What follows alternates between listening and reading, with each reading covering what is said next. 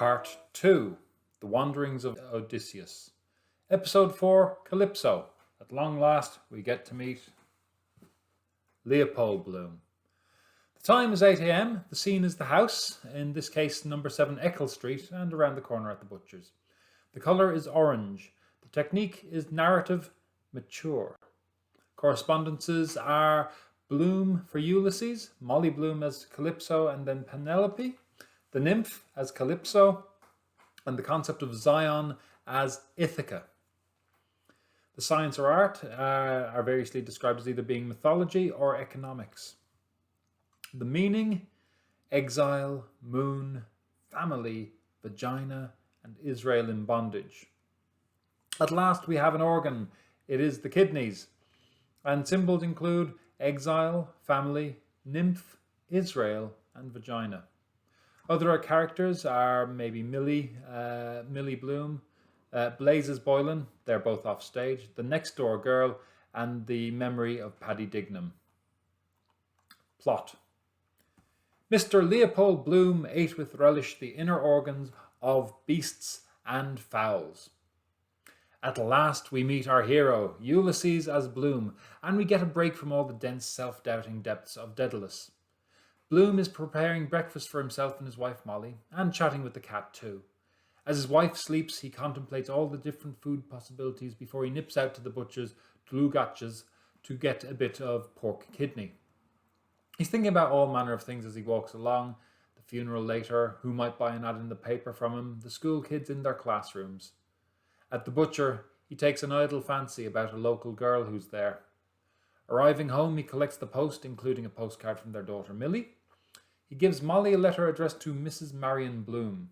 She says it comes from Blazes Boylan, a local music promoter who will be coming around to practice Darem and Love's Old Sweet Song later on. He ends the chapter by going to the toilet with the newspaper and doing his morning duty. Where did they get the money? Coming up red-headed curates from the county Leitrim, rinsing empties and old man in the cellar. Then, lo and behold, they blossom out as Adam Findlaters or Dan Talons. Then think of the competition. General thirst. Good puzzle would be to cross Dublin without passing a pub. Save it they can't. Off the drunks, perhaps. There's a word I wanted to ask you. She swallowed a draught of tea from her cup, held by not handle, and having wiped her fingertips smartly on the blanket, began to search the text with the hairpin till she reached the word. Met him what? He said. Here, she said. What does that mean? He leaned downward and read near her polished thumbnail. Metempsychosis.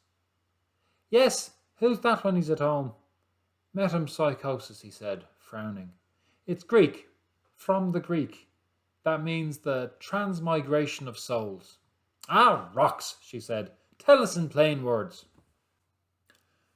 Bloom is a different man to Dedalus because he permits the flesh as much space as the intellect. He's more grounded than Stephen, though he thinks just as much as he does, and, to be honest, is as intellectual. He enjoys a surreptitious look at the next-door girl, but with no real intention of ever following it up.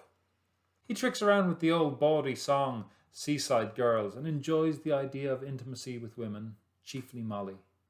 He appreciates her enjoyment of a good dirty novel and how open she is about it. He takes time to admire the picture The Bath of the Nymph, partly for the art of it, but also for the arousing aspect of it. He kind of recognises his wife in it too. Above all, though, you get this subtle sense of him trying to distract himself from darker thoughts. We don't know of this directly at this point. Spoilers for the next 20 seconds. But he suspects, knows, that Blazes Boylan and Molly will be doing more than indulging in a rehearsal during the afternoon, and there's nothing that he can do about it. Arguably, to further unman him, the letter is addressed to Mrs Marion Bloom. The tradition of the day would be to address it to Mrs Leopold Bloom, but would Joyce himself have seen this as emasculating, I wonder? Finally, big shout out. The cat gets dialogue in a novel. Milk for pussins, he said. Meow, the cat cried. They called him stupid. They understand what we say better than we understand them. She understands all she wants to. Vindictive too. Cruel. Her nature. Curious mice never squeal. Seem to like it. Wonder what I look like to her. Height of a tower? Nah, she can jump me. The decidedly esoteric spelling of meow is an unexpected treat.